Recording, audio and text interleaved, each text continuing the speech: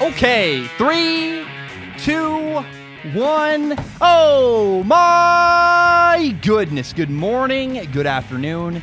Whatever it is for you, I hope you're having a fantastic day. My name is Zach Schaumler. This is Strong Opinion Sports. Thank you so very much for tuning in. Today is, I don't even know, it's Friday morning. This is not going to come out until Saturday. It's a weird weekend. I recorded an episode today at like 2 in the morning. Right now it's 5:31 in the morning, meaning it's a second episode that I've recorded in like 3 hours. I'm going on vacation this weekend for a lot of reasons. Number one, if you know my story, you know that February 8th, 2016 is the day that my younger brother died. Took his life, committed suicide. And so it's a hard day for me. And I decided that I'm going to go out of town this weekend. And it's also the weekend after the NFL season has ended. And I just need a break. And so I recorded this early. It'll come out, I think Saturday is when I'll schedule it to publish and come out. But I want you to know that if you're watching this or listening to this, I'm on a beach somewhere in a really cheap, really cold Oregon town, Southern Oregon beach, where it's hopefully raining really, really hard. I'm reading a book. My girlfriend and I are having pizza or something. I don't know. I'm going on vacation. I just want to say thank you so much, guys, because I'm going to Bandon, Oregon. It's a tiny little town. It's really cheap. But you guys supporting Strong Opinion Sports made a brief little vacation like that possible. And I just want to say thank you so much from the bottom of my heart. It means the world to me to be able to do something like that. I don't make a ton of money. I make enough to survive, which is certainly better than I used to, right? Which is pretty cool. But to have enough money to go on a vacation and do little things like that is pretty special and means a lot to me. So I just want to say thank you so much from the bottom of my heart to the people who support me on Patreon, because your money goes a long way. It really, really has huge impact on my life, and it means the world to me. Today is Ask Zach episode 9, and we have so many great questions. So last episode, for episode 8, I was kind of getting frustrated. I was like, hey guys, I need questions. Like, I know there's like 450 some people that are Patreon supporters. Why are there not more questions? And you guys really responded with a lot of questions. So many that I couldn't even put them all into this episode, which is, it's a good problem. I'd rather have more than I need than not enough, because what I do is I save all the good questions, I put them on the back burner and treat them as, like, there's one about Formula One racing, there's one about All or Nothing, the Amazon Prime series. Like, there's stuff that I can't get to yet, but I will someday. And I like having more questions than I need. What's hard is to make a show when you don't have enough questions. So please keep sending them. It made me overjoyed to have a bunch of questions. If you have no idea, I think there are some people out there that don't know how Ask Zach works. If you don't know, we are reading questions from Patreon supporters. How do you submit a question? You go to patreon.com/Zach Schaumler. You give $1 a month. You can give more than $1 a month if you want. Please do. It literally pays my rent. It's a huge help. But if you pay $1 a month, you get the opportunities to submit questions. Once a week, I pick the top couple questions and answer them on the full episode of Ask Zach. That's what this is. I also want to say, if you donate money, I do not guarantee to read your question on the show. Because there's so many, and I try to pick the best ones, and if there's a bad question, I'm not going to read it. And so, among other things, like, there are some questions about topics I just have no idea about, and I'm not going to pretend to know something I don't. I'll have fun with it. Like, I really enjoy this, but there's boundaries. But what I do guarantee is I look at every question with my eyeballs. I look at every single question. I promise that. That's my guarantee. I look at it with my eyeballs, and then I pick whatever questions I find most interesting and best for the show, and I pick those. So without further ado, I want to start with a really cool question from Austin. Austin writes in, he says, hey, Zach, I just committed to a D1 school. He said what school, I left it out. It's a D1 to AA, Big Sky Conference school. What is your advice going into my college career? Thank you for the show. You rock. Austin, man, I have so much advice. I think the most important thing, though, is that you appreciate every single day. I was going to go somewhere else. There is something really important I have to say, but be sure every single day you go to practice, have a good time, smile. It's hard. There are days later in the year, especially, where it's raining and it's cold and your body hurts. Don't let yourself get into that rhythm of being negative. Enjoy every single moment. Every single moment playing college football is fun if you allow it to. Your attitude is a choice. So please, Austin, my number one advice, choose to have a good attitude every single day. That will go, it's not just in football, just in life. That's going to take you so far. But if every day you walk onto the football field at practice and you smile and go, dang, this is awesome. I'm happy to be here. That's going to help you a lot. Now, here my number 2 piece of advice. This is really, really huge. Please listen to this.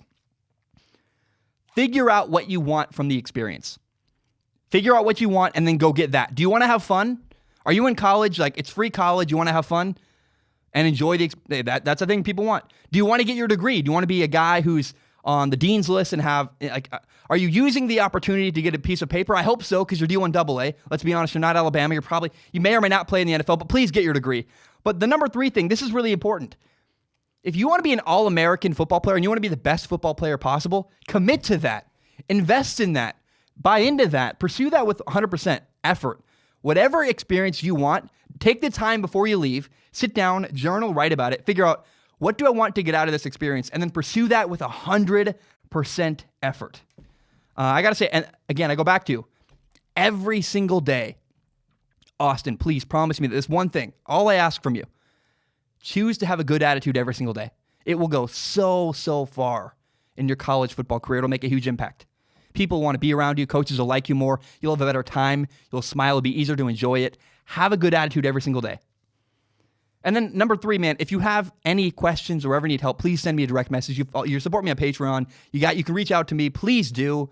I love helping athletes. I've talked to college athletes all over the country at every single level. I've talked to quarterbacks you've heard of. I've talked to quarterbacks that blows my mind. There are people that DM me and I go, are you serious? You're reaching out to me? I feel like I'm a lowly little fish and they're this guy with hundreds of thousands of followers. And there have been quarterbacks that have reached out to me asking for help and it blows my mind, but I love it. I absolutely love doing that. So please, if you're an athlete out there, Austin especially, I'm talking to you directly. Austin, if you need help, send me a message. I would love to help you. It would mean the world to me. I've been through a lot personally. I've played a lot of college football. That's not true.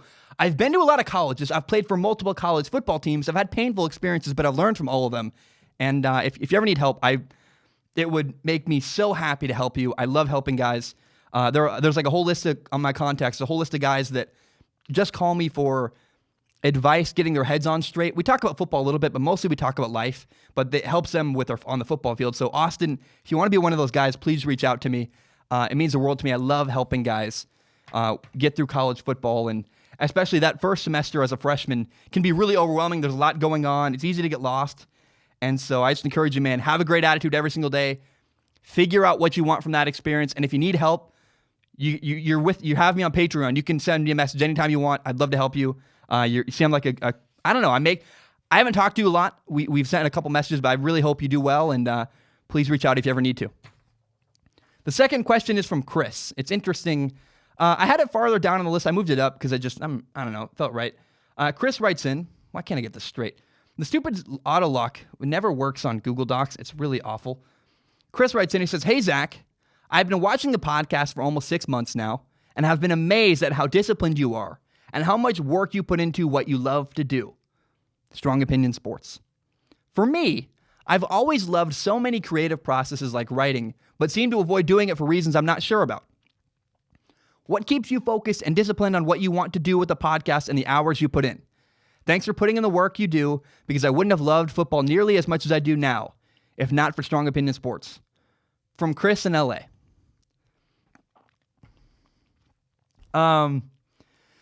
Motivation, man, is really hard, actually. I think, so you talked about writing. If you want to be a better writer, sit down and write. Sit down and write. It's that simple. If you want to write something, sit down and write. And it literally starts with writing down the words, I am supposed to be writing. I don't know what to write. And as you get your thoughts on paper, eventually it'll turn into something better and more helpful. I always start a writing session about sports with writing about crap that is just literally me going, crap, it's another day. I don't want to write because writing is weird. And eventually you learn to love it. It becomes easier. I can really click into it now. But especially early on, that was the trick I learned to get better at writing and get myself to write when I was lacking motivation. Was I would literally write. I would start by writing how much I didn't want to write. And eventually it would morph and transition into me writing about sports and writing about good content and good stuff like that. Man, I don't know. This is my second podcast I've recorded in 3 hours. I love what I do. It's really huge. I think a lot of people say, like, they say they want to do it, and then they never do it. If you really want to do something, you'll do it. And if you haven't done it yet, be honest with yourself. Maybe you want to be creative and you think you want to be creative, but you don't actually want to be it. Does that make sense? Like, is it really something you want to do, or is it something you say you want to do? Because there is a big difference there, and that's a brutal thing you should deal with on your own. But if you always say you want to do creative work and you never actually do creative work, how badly do you actually want to do it? And maybe, but the other honest truth is maybe you're just tired. I remember when I worked at the car wash. I worked at a car wash for 2 years. It's hard to be creative when you're exhausted. And one of the things I've learned is I burn out constantly making podcasts and making shows. And I've learned I need to slow down sometimes and take a night off and recalibrate and remind myself why I do this. Because I make content because I love making content. It's the best job in the world. It's my favorite thing in the world. And you want to make sure that you're making content that you love and that you care about and that you would want to watch or want to listen to. So, man, I don't know. And then the other thing is organization. I look like an insane person if you walk into my studio. There's like lists all over the walls. There's paper everywhere. Looks like, you ever seen that meme of Charlie from Always Sunny in Philadelphia? He's like on the wall and there's all these red. That's what my studio looks like. It looks insane, like my brain.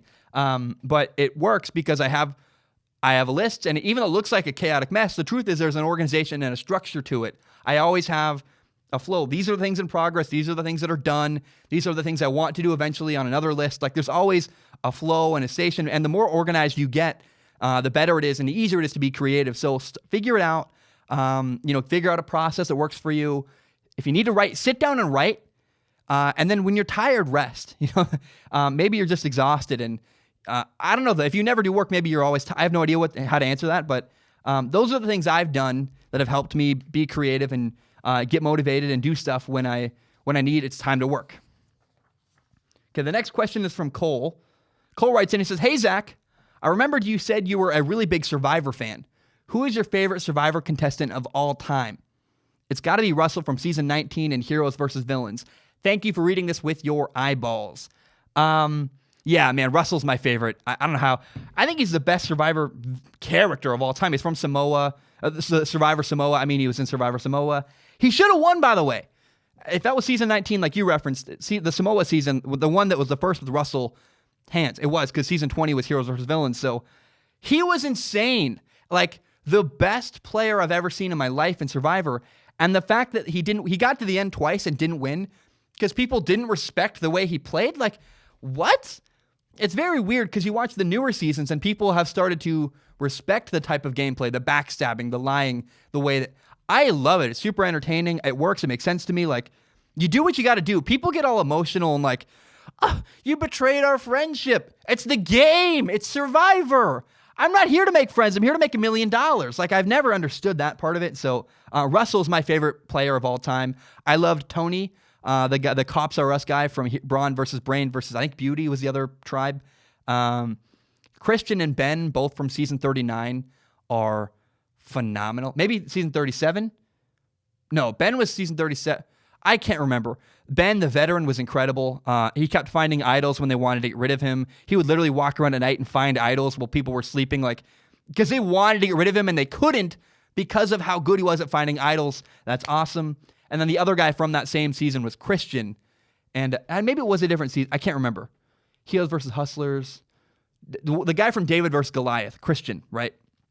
Was, it was. He was a different season. They were different seasons because one is David versus Goliath, one is Heroes versus Hustlers versus, I can't remember the other one. But my point is, we're losing the topic here. The guy named Christian, if you ever want to look up on YouTube, just maybe you don't watch Survivor, maybe you do. Look up Christian from Survivor. Not only does he look like Gardner Minshew, but like a nerd. He looks like a nerdy version of Gardner Minshew. Like, you have like Safari Gardner, you have Aviation Gardner, you have football player Gardner Minshew, and then you have nerdy Gardner Minshew. He's like the nerdy version if you had like a whole action figure line of Gardner Minshews. I can't believe that came out of my mouth. That's the most absurd thought I've had all day. And in a while, let's be honest. But he's the guy. If there's any person I could pick to come back onto the show, it would be Christian from David versus Goliath. He's phenomenal. He's awesome. I loved him. And he was funny, man. He just was such a character in the most eclectic, interesting, oddball way. Christian from Survivor and Russell Hantz are my two favorite Survivor characters of all time. Okay, Connor writes in. Connor says, hey, Zach, first time listening, long time caller. I think you mean the opposite. First time caller, long time listener. What are some of the most misleading stats from the NFL season, whether they are good or bad? And the reason why you're wrong about that, you can't be a long time caller unless you know the show exists, which means it cannot be possibly your first time listening. Does that make sense? If you've never listened to the show before, but you're a long time caller, that doesn't make any sense. That makes sense, right? It does. Okay. Stats. There are so many meaningless stats in not just football, just in sports. People value stats and numbers way too much. There is value to stats. I'm not saying that, but the way that people use stats to evaluate players is wrong. There's this like fantasy football mentality where people don't know football very well, but they play fantasy football, so they rely on numbers and touchdowns and interceptions, and they only look at football from the analytics part because they don't actually know football very well. It's people that are like math nerds or people that don't know the game just rely on stats. It's very lazy, and it's the wrong way, in my opinion. And a lot of people. So, by the way, I've got a couple contacts in NFL front offices. They all agree with me. They all say, yeah, there's a culture in the sports world and in the world of football where fans are beginning to buy into this, I call it fantasy football crap, where they think that touchdowns or statistics mean a player is good or bad. It's not true. Stats are not the story. That's how I would put it. There's a story behind the numbers. One way to put it is, the 49ers dominated the Kansas City Chiefs statistically in the Super Bowl, but which team won? The Chiefs won. Oh, interesting. Or think about the fact that, you can have a high completion percentage, but it's only because you throw checkdowns and 2-yard passes the entire game, and you never threw a touchdown, you never had a good throw, you never threw the ball downfield, you just threw checkdowns all game. Having a high completion percentage can be incredibly overrated. It's really easy to skew numbers and make it to fit your narrative. People do this all the time, especially analysts on TV, selectively pick numbers that fit their narrative and ignore the numbers that don't agree with the things they're talking about, rather than just looking at the film. Film, especially in football, more than other sports, like shooting percentage in basketball is hard to argue with because it's a different sample size. But in football, the film doesn't lie. The film is way more important than the numbers. Max Crosby is an incredible defensive end for the Oakland Raiders, or I guess now the Vegas Raiders.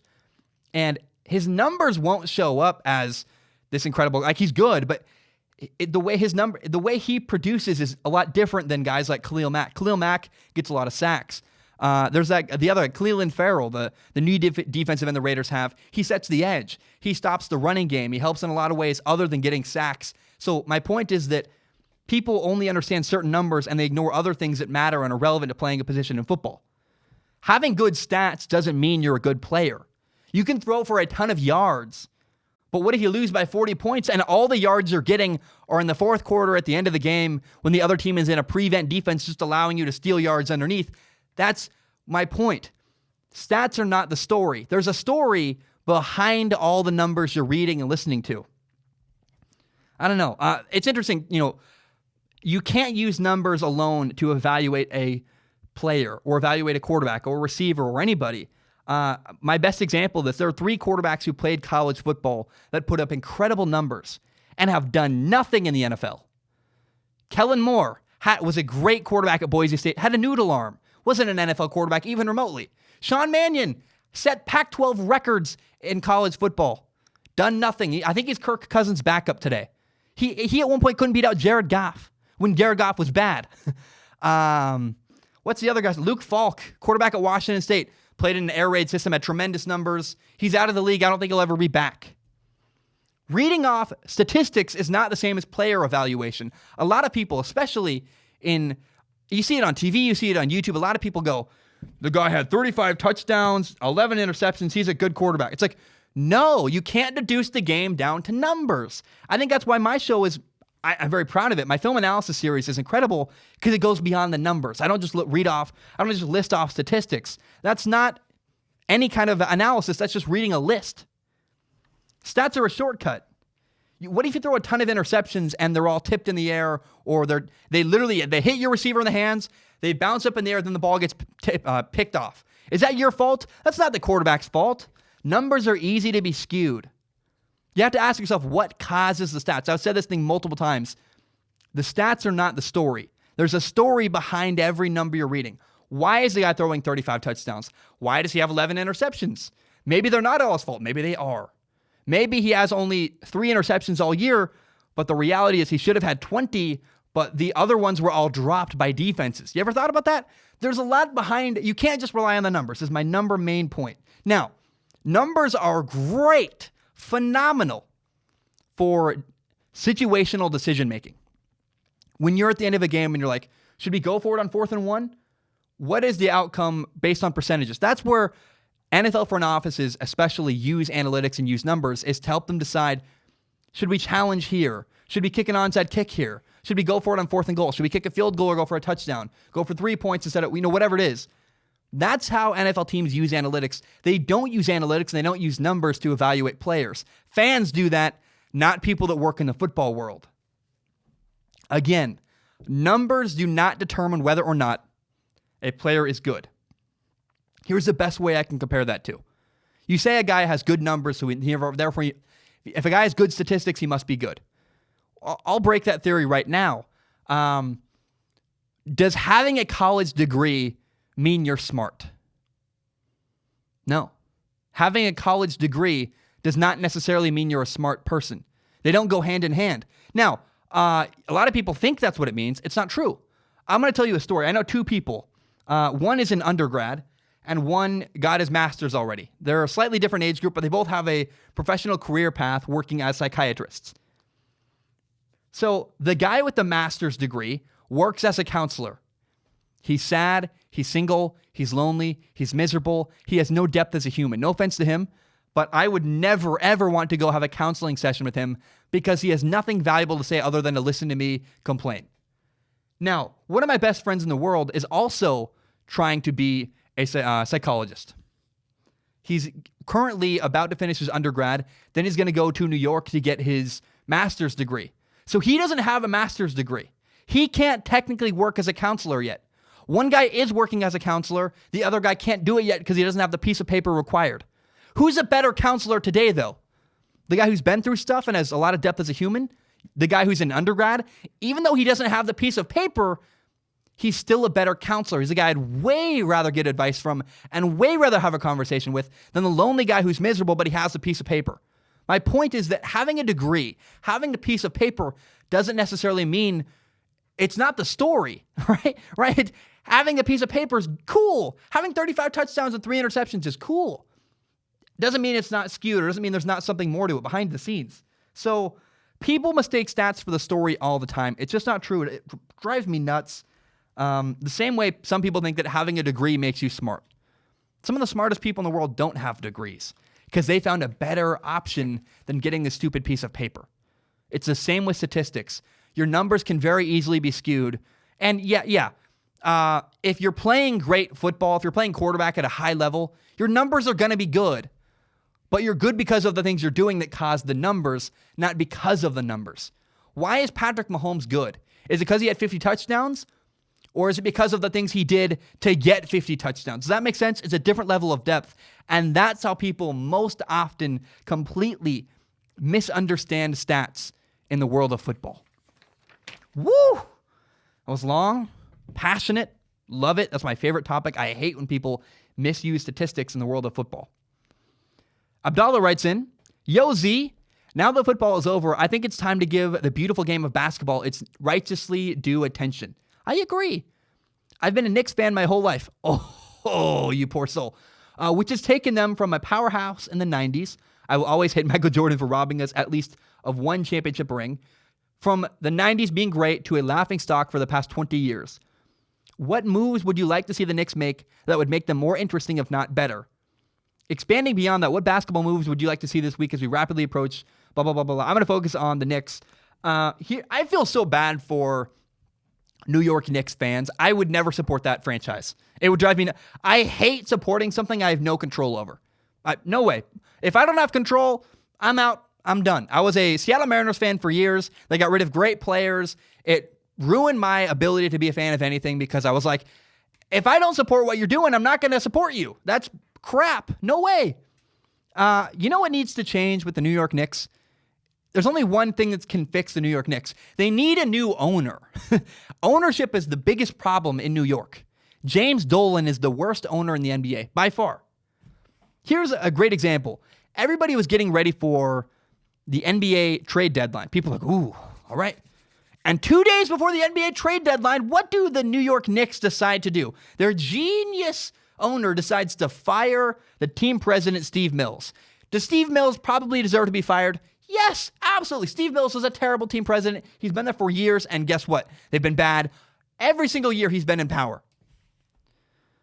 But even I can acknowledge, you know what's a worse idea than firing Steve Mills? So, how do I say this? It's one thing to keep Steve Mills for years. But if you're going to have him on the staff, don't fire him 2 days before the NBA trade deadline. Right before the NBA trade deadline, the Knicks decided to fire the guy who was going to make all the deals at the trade deadline. What an idiot. Like, what are you doing? How can you be that incompetent? James Dolan is the worst owner in basketball. It's kind of like firing your accountant during tax season. At the one time of the year you need him. There's 2 times a year you need a general manager more than any other. Trade deadline and the draft. You can't fire a general manager during the draft or during the trade deadline. That's exactly what the New York Knicks did. They're idiots. They're awful. It's stupid. James Dolan is an incompetent owner. I feel bad for Knicks fans. That's the problem in New York. You can come up with all kinds of, we should go get this player or that player. It doesn't matter. Everything you try to do is going to be in vain until you get a new owner. And the sad reality is he's the one guy you can't fire in the franchise. So my honest opinion is, if you want the Knicks to be better, give up and go find a new team, because it's not going to happen until he decides to get rid of the Knicks and sell them to a better owner who can do the Knicks finally some justice. Abdallah, I'm sorry. I feel bad for you. I would never want to be in your shoes. I would never want to be a Knicks fan. Okay, Ross. I love Ross's question. Ross goes, have you seen the YouTube video on the coach who never punts? Have you seen Moneyball or witnessed the changes in the NBA shot selections? Bottom line, 49ers take a knee before halftime. What the heck? So I've seen this a lot. A lot of people don't understand why the 49ers weren't more aggressive before halftime. Here's what happened. Because people don't understand the context of it. So there was a play, 3rd and 14, with 1 minute and 53 seconds left. Ball at the 48-yard line. The 49ers stopped Patrick Mahomes and the Kansas City Chiefs. They had the ball in midfield with 3 timeouts, and they didn't take a timeout. They let the clock run down. Why did they do that? Field position. The 49ers were well aware the Chiefs were going to punt the ball away and probably pin the 49ers back in their own territory. That's exactly what happened. On 1st and 10, the 49ers had the ball at their own 20-yard line. And they didn't call a timeout. They let the clock continue to run. Why were the 49ers so conservative? Field position. Here's the thing. You cannot risk going 3 and out with 2 minutes left before halftime, backed up in your own territory. Because if you punt the ball away, and if you don't run time off the clock, and you punt the ball away and go 3 and out, then what you do is give the Kansas City Chiefs and Patrick Mahomes, their Super Bowl MVP, former MVP quarterback, the ball with good field position and time on the clock right before halftime. That's a nightmare. You don't want to give Patrick Mahomes any glimmer of hope, any glimmer of opportunity before halftime. Yes, the 49ers were incredibly conservative, but it was for a reason. They were backed up. They were in a bad situation where the 49ers didn't have a lot of momentum, and what you couldn't do is give the Kansas City Chiefs a touchdown to 3 points before halftime and then let them have the lead and momentum going into halftime. Now, in the end, it cost them, right? But you got to understand from Kyle Shanahan's perspective, he's backed up.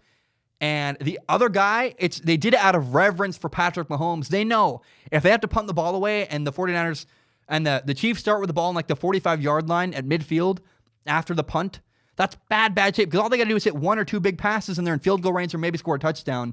The reason why the 49ers were not aggressive before halftime was because they understood, hey, we're playing against Patrick Mahomes, we're backed up, and our field position is going to cost us. If we go 3 and out, and don't burn time off the clock, we're going to give Patrick Mahomes the ball with good field position and possibly momentum. Dylan writes in. Dylan says, what type of video games do you like to play? Story-driven games, shooters, online, or RPGs? Also, what is your favorite game or a top 5? Much love and support from Florida. Where do you live in Florida, Dylan? I think I might move to Tampa, Florida. My plan currently is to go to Cincinnati in August. I think I'm going to be there for 6 months during football season and college basketball season. And then the minute college basketball is over, I'm going to move to Florida, go somewhere warm. Sounds pretty cool to me. Dylan, I like single-player games. I like story-driven games. I am an introvert, meaning that I like alone time. I'm good with people. I'm really good at having conversations. It just exhausts me. And I don't play video games to be with my friends. I play video games to be alone. Now, I will say, in college, I used to play Fortnite with one of my best friends in the world, Jose. He was at my Super Bowl party. It was literally 4 of us. It was very quiet. We had an introvert party. It was great. Jose and I used to play Fortnite, and I was terrible at Fortnite. But what was fun about it was I just got to catch up with my friend. It was kind of like FaceTiming, except we were doing something actively together. We weren't just looking at each other through FaceTime. But anymore, I only play single-player games. I play to be alone. I play to relax. I play to have a break from the world. And these are my, you asked for 5. I didn't actually read the question very thoroughly, but I did come up with my 5 favorite games. These are my 5 favorite games. My number one, the rest are not in order, but this is my number 1 favorite game of all time. Horizon Zero Dawn on the PS4. It's phenomenal. It's got a great story. I read every single collectible. I read all the stupid little wiki things. I love it all. The story was so enthralling to me. The gameplay was so much fun.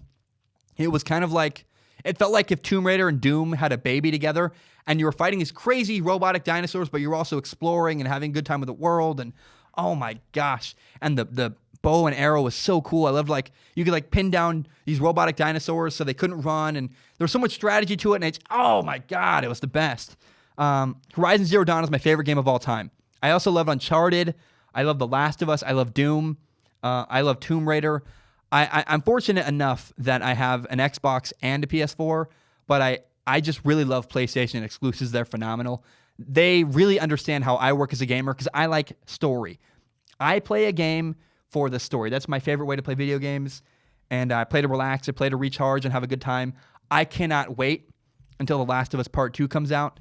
I'm sure they're making a Horizon Zero Dawn 2 at some point. Can't wait to play that game either. Those are the games I like. Those are the games I play. Doom is phenomenal. So, my favorite games of all time: Horizon Zero Dawn, Uncharted, The Last of Us, Doom, the 2016 Doom, and Tomb Raider. I love the Tomb Raider series. The new ones are great. Particularly the second one, Shadow of the Tomb Raider, was phenomenal. They're just great games that I love them all. Not Shadow. What was it?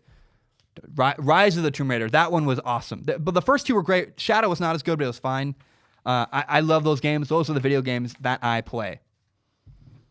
Dust Monk writes in. Dust Monk says, "Hey, Zach, longtime listener, first time Patreon patron. Here's a more lighthearted one for Ask Zach. You've mentioned in the past being approached by high school football teams to be a positions coach and how it really didn't interest you whether it was the style of play or the mentality of head coaches, etc. By the way, to be clear, I would love to be a coach as long as I align with the coach. Coaches have approached me and they're like, they run a wing T offense. I'm not going to be a quarterback coach for a wing T offense. That sounds miserable. Now, he continues, he says, my question is, if you can't do commentary for the XFL, fingers crossed, but you do end up moving to Cincinnati, would you accept an internship or something similar at an NFL team, possibly the Bengals, to be a scout or a scout in training if the opportunity came up? Much love from Texas. Go Cardinals. By the way, I am moving to Cincinnati. It's a done deal. In August, right before football season, I'm going to move there. I'm going to go on all kinds of adventures. I'm going to go to Tennessee. I'm going to go to Chicago, Pittsburgh. I'm going to watch a Michigan football game. I'm going to go to Detroit for a Lions game. I'm going to go explore the Midwest every single weekend to watch a different football game live because I'm going to have that. Before I die, I want to have that experience. This is the only time in my life I can go live somewhere for 6 months and then peace out. I'm going to do that. I'm going to go live in Cincinnati for 6 months, have a great time, just enjoy the NFL, enjoy college football, and then enjoy going to Bloomington, Indiana, and go to basketball games. Lexington, Kentucky is an hour and a half away. There's so much basketball, so much college football, so many NFL teams in that area right within 4 hours of Cincinnati. I'm going to go have that experience. Now, would I take an internship? No, I would never take an internship. I'm busy. I have a full-time career. Broadcasting is everything. I work 80 hours a week doing strong opinion sports. People have no idea how much work it is. Now, I will say I have been hired before, very recently, to do some private scouting and private player evaluation for some entities in the football world that have been pretty cool. But they're like, I do like private film analysis basically for these organizations. I love helping quarterbacks. This is if I ever did this, if I ever worked in the world of football and it wasn't broadcasting, what I would probably do, I really like freelancing and doing occasional analysis for organizations. That's really cool. When a team comes to me and says that they are trying to decide about a player, what do you think? First of all, it's a huge honor. That's very cool. But I love it. They send me film. I get to dive into the film, and then I give them a little report that I write up about the player, whether I think it's good or not, and the habits and stuff, and they really have come to value that. That's crazy. I get to do that. I got paid a little bit of money. It's wild. I've done that now 3 times, and it's just like blows my mind how cool that is. That I've done that, and I got paid to evaluate quarterbacks. Oh my God, that's amazing. The other thing I could see myself doing, though, is like private quarterback coaching. I could see myself helping and mentoring quarterbacks. I really think I understand. I was not the best quarterback in the world. I was not very physically gifted, but I had great mechanics. I understand the mechanics of the game. I know decision making. I know how to teach the game in a way that's simple and easier to understand.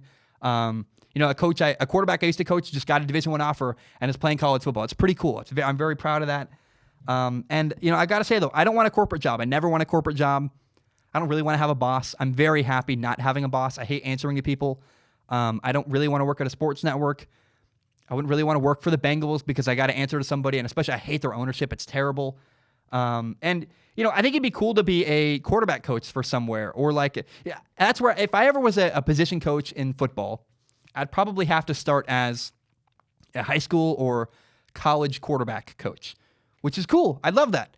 But I think after like a year or two, it would drive me nuts because I'd be like, okay, I want to be the one calling plays. I want to have more power. I have to deal with this coach who I think I don't agree with the play calls, and I got to coach my quarterback, even though I don't agree with the play calling. I don't like not having control. It drives me nuts. I like having control of things, and when you're a quarterback coach, you don't have the same amount of control as when you're an offensive coordinator. And then even when you're an offensive coordinator, you still don't have as much control as a head coach. And then let's be honest, this is awful, but even when you're the head coach, you still have to answer to the athletic director. I hate having a boss and answering to somebody. Now, I could do it if I really believed in my boss. If I had a coach who I thought was better than me, or I thought that knew the game better than me, or even if we just went back and forth and had mutual agreement and we had respect for each other, I could do that. But my fear is taking a job with a boss I find incompetent. I had a boss one time, I worked at a movie theater, and my freaking boss we'd run out of popcorn at our movie theater. How can you be a general manager of a movie theater and not order enough popcorn? It's like the only thing you have to do is have popcorn. You can't, things like that. I hated working for bad managers growing up, and I never want to do it again. I'm kind of scarred. I'm like a hurt dog. I'm like, I am not trusting anybody. I hate having a boss. I don't want to have a boss. Long rant is over. Would I work in the world of football? Yeah. I like doing private consulting. That's really cool. I like doing private coaching. That means a lot to me. It's been fun. I talked to some quarterbacks in the world. I'm like, I can't believe they direct messaged me. I go, like, you have hundreds of thousands of followers on Instagram, and you're a very famous quarterback, and you're messaging me for help. What does this world come to? It blows my mind sometimes, but it's pretty cool and means a lot to me. Okay, Post Games writes in. He says, "Hey, Zach, on your Ask Zach episode from 3 or 4 weeks ago, you expressed your opinion on the XFL rule changes, and one that you had a concern about was the 30-second time clock and if it was too short. As a big Canadian Football League fan, I was wondering if the CFL's use of a 20-second time clock and its lack of negative effects on gameplay changes or smooths out your concern." Post Games, it's actually not the CFL thing that did. For me, what I realized after making that video is that every player on offense has a headset, meaning that the play call goes directly into their helmet. So it's going to really speed up the game, and it's going to make it way faster. It's the time clock, the 30-second time clock will not be a problem because the time to tell everybody the play will go way faster when it's in their ear, and you don't need to communicate it from the sideline or from the quarterback out. Everyone has it automatically. The only way that this could become a problem in the XFL is if there is a technical error where if like the headsets go out and you have a really short clock and you have to communicate to the players, and there's not a way to tell them through their ears. That's how this could potentially become a problem. I don't think it's going to happen.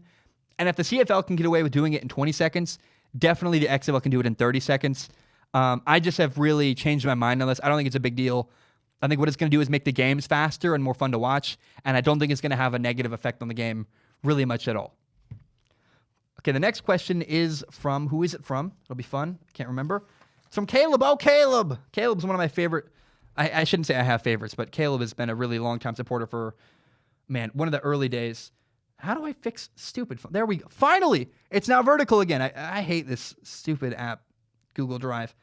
Caleb writes in. Caleb says, "Hey, Zach, thank you for your excellent coverage of the NFL this season. It's good to have someone who looks at more than the numbers and hot takes that are too easy to cling to. But a fun question. How do you feel about Patrick Mahomes defeating the Madden curse? Winning the Super Bowl during the season, being the cover athlete for Madden 20, and overcoming his injury. I think it's a neat accomplishment on his resume." You know what, Caleb? I like that perspective. It is pretty cool. The Madden curse did not pull Patrick Mahomes down at all. Kind of fun. Now, is the Madden curse silly? Yes. The Madden curse is not real. It's a statistical anomaly that people that end up on the cover have bad things happen to them. But I don't think there's a direct correlation. There's got to be some kind of psychological thing going on, or like you get overconfident, or you get a big head, or you're distracted all off season because you're doing Madden stuff. I have no idea. But yeah, the Madden curse is a statistical anomaly. I don't think it's actually real. And it's pretty cool that Patrick Mahomes defeated them. You could say the Madden curse struck Patrick Mahomes. It made his kneecap dislocate, and he decided to overcome it anyways. Maybe that's how great he is. I have no idea. It's just fun to think about, though. Like, oh yeah, Patrick Mahomes is not only probably the best quarterback maybe ever, he also is the guy who beat the Madden curse. Funny, cool. Usually people that are on the cover of Madden have bad things happen to them, and they fail and have bad careers after that. It didn't happen to Patrick Mahomes. He ended up winning the Super Bowl. Pretty cool. I like that. Clutch God writes in. Clutch God says, "Hey, Zach, how important do you think it is for young teams to have veteran leadership in the locker room rather than just relying on coaching to show guys the ropes around the league?" I think it's really important for, number one, having experience is huge, just in life. I, in my life, always try to have older, wiser people around me. It's huge. If you're out there and you're a guy in college or starting your life or you're young, I encourage you to gather some elders in your life that you respect and look up to and get coffee with them once a month or once a whatever. Just spend time around people that have been through life and have wisdom and are wise. I do a podcast with my dad called the Flawed Humans Podcast, where I just really admire my dad. He's really wise. We talk about life. And my best friend's parents, there's a guy named Kevin. I've got a couple people in my life that I really look up to and admire. And I've done the work of cultivating those relationships. Having experience matters. Like Matt Rule, for example, is the new Carolina Panthers head coach. And he talked about in his introductory press conference how he believes it's important for him to hire a veteran coach who can keep him accountable and show him the ropes of the NFL. Even though he's the head coach, he has the humility to understand that he still needs to be around people who've been there before and can bring in a veteran wisdom and veteran perspective to the NFL. I think that's pretty cool, and I think it's kind of the right way to go.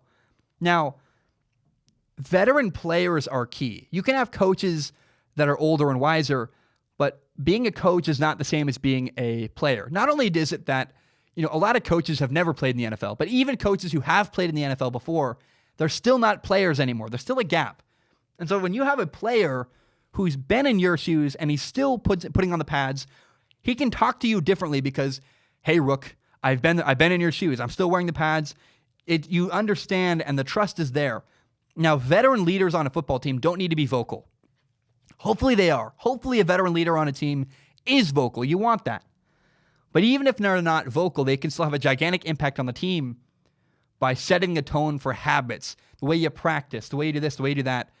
It can be very subtle, but the work ethic you see every day from a veteran sets the tone for everybody else. And so, I don't know, man. I think that veteran leadership is huge, and it's manifested in ways that people don't even see. It's not necessarily the loudest guy. Terrell Suggs is a massive leader on the Kansas City Chiefs team. He's not the best football player on the team, not even remotely. But he brings a presence, of a guy who's been there before, who's got great effort, who works his butt off. I'm sure he talks too. He probably is a really vocal guy, but I know people that talk about him and say that it's what he does every single day and the effort he brings to the meeting room with his note taking, with his effort at practice, his effort in the weight room. It's his effort and the example he sets with what he brings to the table every single day that is why he's a great leader. Not necessarily the things he says, it's what he does. And that's what veterans can do is because they've been there before, they set the tone and set an example for all the younger players. And a coach can't do that. Having a veteran coach is great, even a veteran coach who's been in the league before. But at the end of the day, the veteran coach who's played in the league before still isn't putting on pads and setting an example every single day. That is why having veteran leadership is really important. Okay, I'm going to drink some water. The last question's a big one. It's a doozy. The last question is from Keelan. My throat is on its last leg. Thank goodness is the last question. Woo. Keelan writes in, he says, "Hey, Zach. First off, I want to say how much I enjoy the show and how much I enjoy all of your content. Not just Strong Opinion Sports. You may remember me from Instagram, and you've always been kind when you didn't have to. We have something in common as well. I recently branched out and got my own place as well this year. In doing so, I moved out of my parents' home and was forced to leave 3 little siblings behind.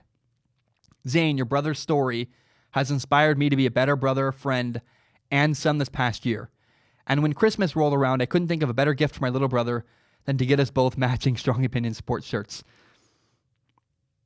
It's awesome. That's really cool. We bond over your podcast, and I'm so grateful for that. So thank you. Sorry for the rant, but here's my question. No, Keelan, those messages mean the world to me. There's nothing quite like a brotherly love. I miss my brother dearly. That's pretty special. Keelan's question is this. I know your opinion on hot take shows such as First Take and Undisputed, and I'm glad that your analysis doesn't revolve around what others think and that you have come to your own conclusions. My question is, how much do you think of what those personalities say is based on what they truly believe and not just formulated to where both analysts don't agree with one another and it turns into a shouting match? Are their opinions just for ratings? I feel like sometimes personalities like Stephen A. Smith and Max Kellerman disagree for the sole purpose of disagreeing and trying to rake in ratings. And then it turns into who can yell louder. Skip Bayless and Shannon Sharp basically do the same thing, but they do let each other have their turns. What is your opinion on this show's format and some of its fake? What is your opinion on this show's format and is some of it fake? These personalities tend to formulate storylines with one another for the sole purpose of argument because I guess no one would watch if they agreed on things. Hope to hear your opinion. Thanks for lending your eyeballs, and sorry for the long post. Thanks, Zach. Number one, that absolutely happens. I'll tell you a story. One time I worked for ESPN's College Game Day. I got to meet the people broadcasting the show. I was in the meeting behind the scenes with how it goes down. And they were like, we need a guy to pick the Ducks, and we need a guy to pick this team. And they would literally say, your job is to be on this side. Your job is to be on this side. You better find a good argument. That's not good at all, because then you have broadcasters saying things they were told to say rather than what they actually believe. That's completely dishonest and you lose all trust with the audience when you say disingenuous things you don't believe. You can hate me for what I say. My show is Strong Opinion Sports, but the one thing you always will get, you will never hear another person's opinion other than my own. I say what I believe. I'm not told what to say. That is my biggest strength on Strong Opinion Sports that I'm very proud of, and the reason I so strongly avoid having a boss. I've turned down jobs in the media world because I don't want to have a boss. I don't want another person telling me what to say. There are so many issues with these type of shows. Number one is that the number one focus is ratings rather than making quality content. What happens is that, that approach is so flawed because people like producers in the sports media world have a belief that reasonable isn't sexy. And I guess it's not, because an outlandish take will grab your attention far more than a more measured, reasonable argument. But that doesn't mean it's right. I really am proud of the fact I could get more views if I made more clickbaity content and made more crazy statements, but I make enough money. I survive. I'm happy.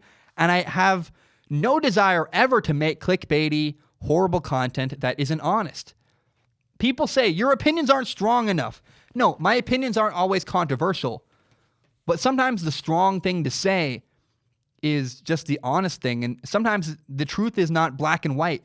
Sometimes the truth is very somewhere in the middle, and it's very ambiguous. And I'm honest about that. When there's a topic that I'm not sure about, I say that. I don't lie. I don't make up something. I don't try to pick a side. I just say, look, I don't know what to feel here. And people get mad at me for that, but I'd rather be honest and say what I believe. And that's the strength in my strong opinions, is they're what I actually believe. I don't make up crap. I don't just say things to say things. A lot of people say things to get views, and that's completely the wrong argument. It's completely disingenuous, and it loses me. Here's the other problem with the sports media, the biggest one to me. A great example is some people have a show that is 3 hours a day, and they do their show 5 days a week. What that means is then they make 15 hours of content a week. Let me tell you, there is not 15 hours of sports content every single week that's worth talking about. So then to compromise and make up for that, a lot of people, and every single show does this on TV, they come up with filler segments. They're talking about things that aren't worth talking about because they need to fill time. I don't need to do that. I'm so proud about Strong Opinion Sports. Everything I say is valuable. It's important. It matters. There's no filler. I don't need to fill time. If the show is 45 minutes, it's 45 minutes. If it's an hour and a half, it's an hour and a half. I don't have to fit a time constraint. I don't have anybody telling me what to do. These are the biggest problems with the sports media world is producers tell people what to say. So then you have broadcasters saying things they don't believe and building arguments for things they were told to say rather than what they believe. So you lose. It's not genuine. Then you have people saying things because they'll know it'll get them clicks rather than it's what they actually believe or what's honest. That's also bad. And then you have people creating filler content to fill time slots rather than because it's quality content. I believe that the world is changing. Podcasts are better than ever. YouTube is a real thing. It's a legitimate media outlet. And it has the flexibility to make quality over quantity and clickbaity stuff. A lot of people don't use it that way. But I think if you don't use your platform to be honest and genuine, you're wrong. And I think at some point, someday, the world's going to change and it'll catch up to people. Maybe not. Maybe I'm going to be a small middle market guy forever because I'm honest and reasonable. But I will never make content for the sake of getting views. I don't believe in that. I believe in making content that, look, I'll pick topics I think people are going to click on for sure. But I'm not going to say something because I think it's what people want to hear or it's going to piss people off and make them click. Does that make sense? There's a difference there. I make content to make quality rather than to try to get clickbaity content. It's a big difference.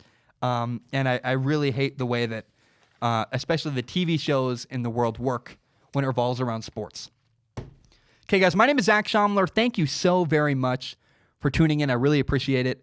4 years ago, February 8th, 2016, my younger brother died. He took his life. He committed suicide. And it was the worst thing I've ever been through in my entire life.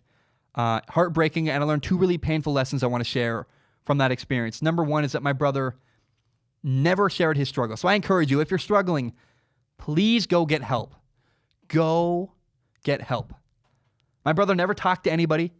My brother never shared how much he was having a hard time. One day I came home, and my brother was dead on the floor. Now, one of the media standards in the world is that if you talk about suicide, you're encouraged to share the suicide hotline. So for the sake of that, the suicide hotline is 1-800-273-8255. The suicide hotline is 1-800-273-8255. You can call the number if you want. I encourage you, though, if you can, talk to somebody in your life that you know in person, a counselor, a person in authority, a teacher, but go get professional help. What I don't want, the number one thing is if you're struggling, tell somebody. Don't suffer in silence. Don't keep your struggles a secret. Go get help. You feel like you can't, please do. If you have no one else to talk to, call the number. But if you can, talk to somebody in your life. But the number one sin, please don't suffer and not tell anybody. My brother took his life. He suffered in silence. He never told anybody. And I wish he had. I want you here on planet Earth. And if you're thinking about committing suicide, please go get help and don't do that. I don't want you to do that. I want you here. I miss my brother every single day. And that leads me to the second lesson I learned, which is that I wish I'd done a better job as a brother making it clear to him that he could talk to me if he was struggling. He could come reach out. He had me to help him if he needed it. I don't know, man. I saw my brother at least once a week, usually way more than that because we worked together. We didn't live together anymore, but we played Halo together once a week where I'd bring my Xbox over and we would sit on the same couch and play Halo co-op together. And we always talked about video games and movies and sports and girls, but we never talked about like actual things that mattered. And so I encourage you, don't be afraid to have conversations with a little more depth about things that matter. Tell your friends you love them, give them a hug, appreciate the moments you have, and don't be afraid to have conversations with a little bit more depth. Guys, my name is Zach Schomler. Thank you so very much for tuning in. I hope you have a great day. Bam, we are